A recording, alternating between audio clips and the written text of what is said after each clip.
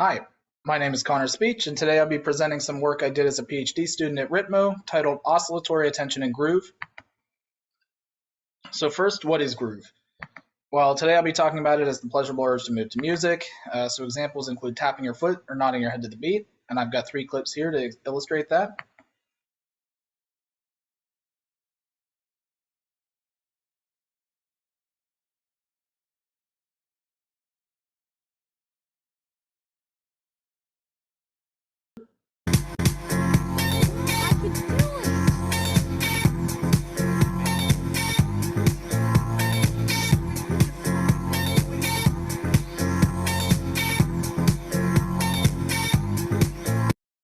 And finally, for you metalheads,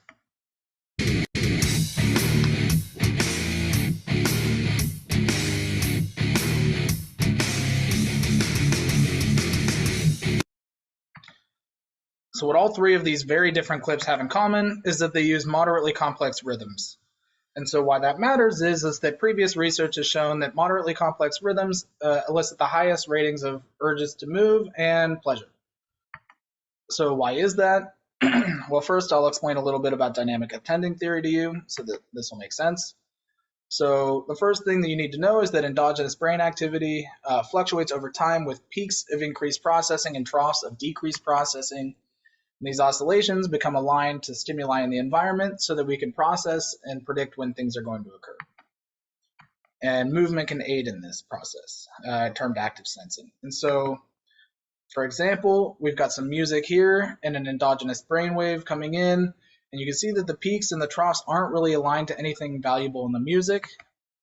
So with a little bit of extra time and maybe some movement, we get nice sharp oscillation peaks occurring at the downbeats here and at the strong beats here, and troughs occurring on the weak beats. So what does this have to do with groove? Well, in a 2023 preprint from Zalta et al., oscillators in the auditory system here are said to be able to entrain to simple rhythms all on their own. And so, but however, when the rhythm gets more complex, you need to recruit secondary oscillators here in the motor and premotor cortex, and this helps sharpen your auditory predictions down here in the auditory cortex. However, when rhythms get too complex, even these secondary oscillators break down and you have no entrainment.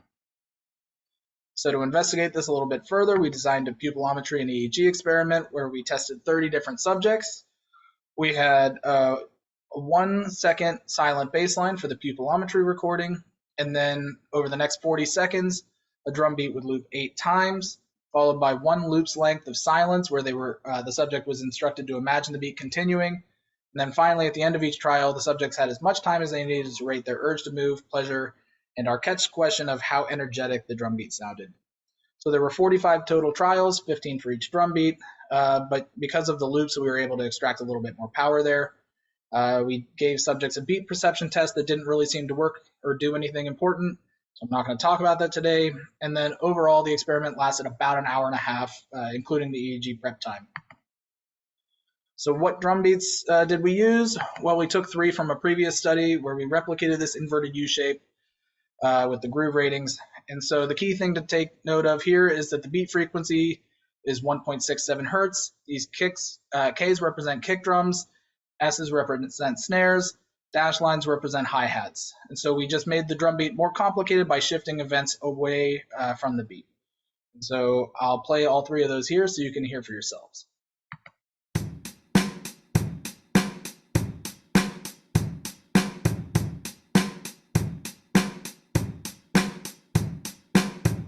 So as you could probably guess, that was the low complexity drum beat. Here's the mid.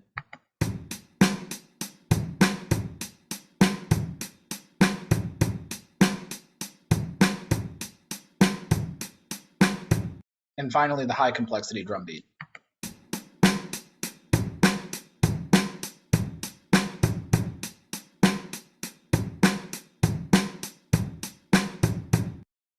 So while I hope you could hear the differences between those, just in case you don't believe me, we ran a Fourier analysis on the onsets of the drum beats. And so what we see there is that the power spectral density is highest for the beat frequency in the low complexity drum beat, followed by the mid and the high, validating our stimuli design. And now we ask the question, does attentional entrainment worsen with increasing complexity at the beat frequency? So starting with the behavioral results, we see the classic finding that mid-complexity evokes the greatest ratings of urge to move and pleasure, at least for the first 3 blocks of the experiment. After that, subjects kind of hated everything, and they didn't want to move to anything. So that's not great, but it's not surprising considering how monotonous the experiment was. Although for the next set of analyses on the pupil and the EEG, that actually does correspond to data taken from the entire experiment. So starting with the pupilometry, here's a plot of the pupil size over time for each of the 3 different drum beats. And as you can see, they all look quite similar, even after pretty normal data cleaning.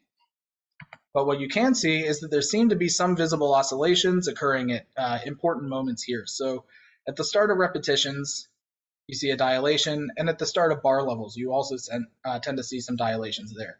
So that maybe there's something important going on. But first, we need to do a little bit of extra data cleaning here to see it. So we start by removing the orienting response when the drum beat comes on at the beginning in the first repetition. We trim the silent window off as well because there's another orienting response when the drum beats go off. And then the remaining data for each trial is high pass filtered and Z-scored. And then even still, the second repetition has such a strong drift that it survives the high pass filter, and so we needed to cut that as well. So that left us with 6 repetitions left per trial, per drum beat, times 15 trials. So if you time lock the remaining data to the start of each repetition, we can average over that whole time period to look at the effect of each drum pattern on the pupillary response. And when we do this, we see that the average evoked pupil dilation was highest for the mid-complexity drum beat, corresponding to the grooviest drum beat that they rated as well. So that's really interesting. It seems that the moderately complex drum beat demanded the most cognitive effort. Next, onto the pupil dilations. If we don't average over time and we just plot the pupil size over time within a drum repetition, what we see is that even with this bare minimum kind of processing, you see dilations that seem to anticipate the beat locations. And so beats are marked with the thick black line for the snare and the dashed line for the thick black line for the kick and the dashed gray line for the snare. And you can see even when the kicks are shifted around, the pupil seems to dilate in anticipation of that beat frequency.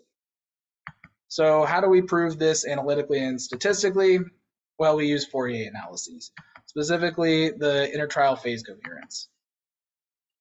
So this is the intertrial phase coherence across the first 5 hertz of frequency. And just like we saw in the onsets of the drum beats, we see better coherence for the low complexity, followed by the mid complexity, followed by the high complexity drum beat.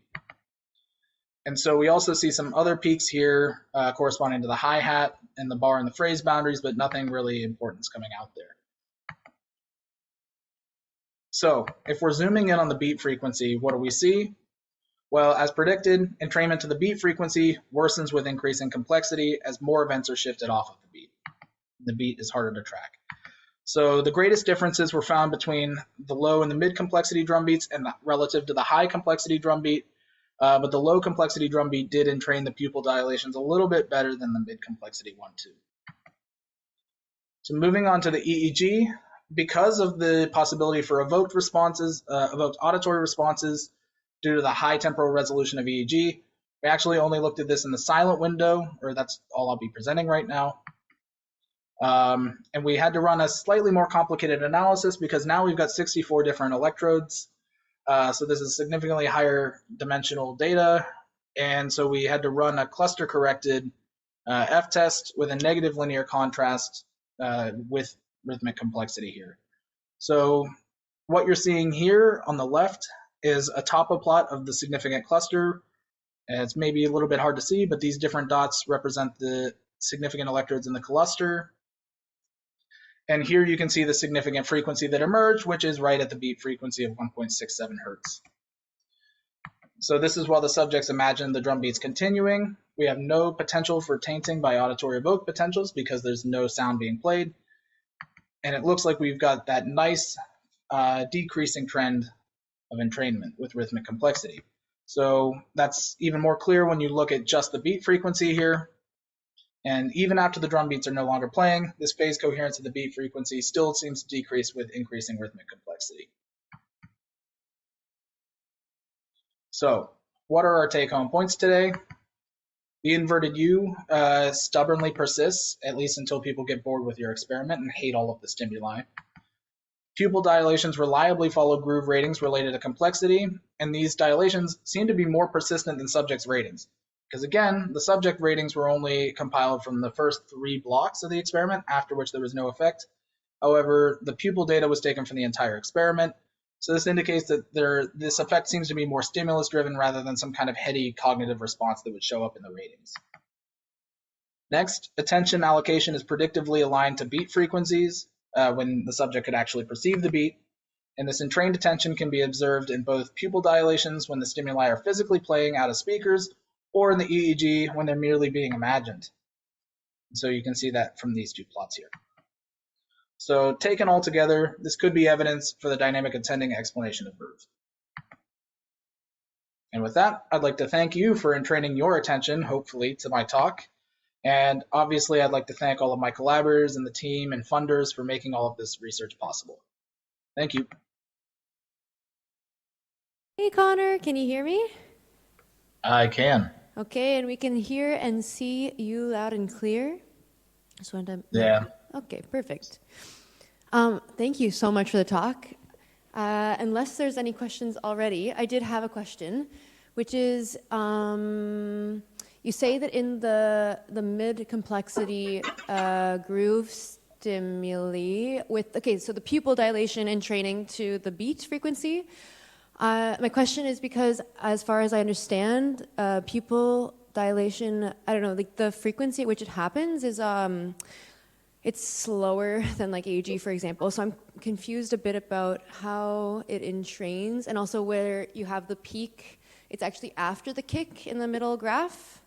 And then, so like, yeah, how do you interpret that? Because you said it's often like leading up to an anticipation of the beat.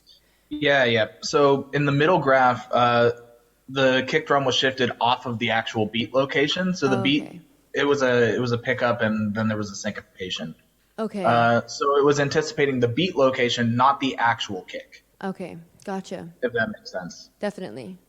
And cool. then, yeah, actually the sluggishness of the pupil signal is, oh, hold on. I think I've got some echoing here. I gotta mute YouTube. Yeah, mute YouTube. Okay, that was weird as hell. Okay, yeah, no. So the sluggishness of the pupil signal is actually kind of a good thing for us because you know it shows that it's not evoked, and so you know, so like EEG, you know, it's so much faster. Any response could actually be kind of evoked. It would be strange to have like this kind of entrainment be like shifted in such a way that this would be evoked responses here. But yeah, the way that we can kind of justify it being anticipatory is also that, like, again, because of the pre-processing, we had to cut the first like 10 seconds out. So by then, subjects already had 2 full cycles of whatever drum beat they were listening to, so they definitely knew what was coming next. Yeah, and then with the pre-processing, that was like, did you try different filtering methods, or why exactly, again, did you have to take it out? Oh yeah, it was the first one is with the orienting response, yeah. So there's like a big dilation whenever the sound comes on, and then also when the sound goes off for the silent window.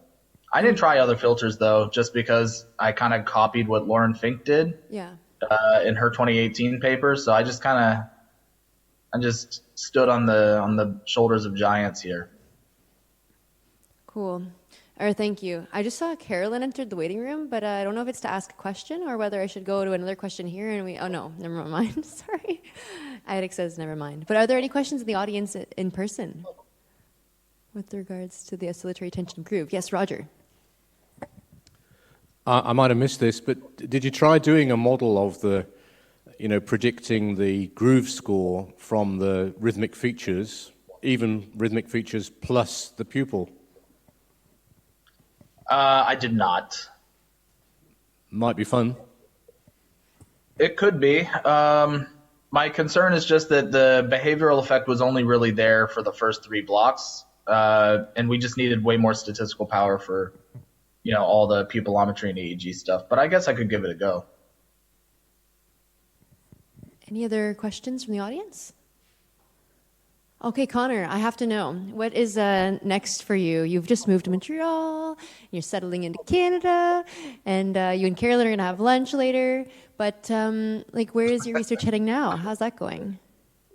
It's going well. Doing some online studies. I'm using transcranial magnetic stimulation to zap people's brains and try to get them to hate music and not want to move to it anymore. Dope, dude. How's that going? Do people hate it? It's more complicated so far. Classic. Amazing. Well, it's really good to see you, and we wish you could come back to RITMO at some point soon. And in that case, I think I'll end the session a little bit early, and then we can have a tiny break before we do quick closing remarks, unless there's anybody dying to ask Connor more questions while he's here. All right. Thank you so much, Connor, for joining us. We will see you soon.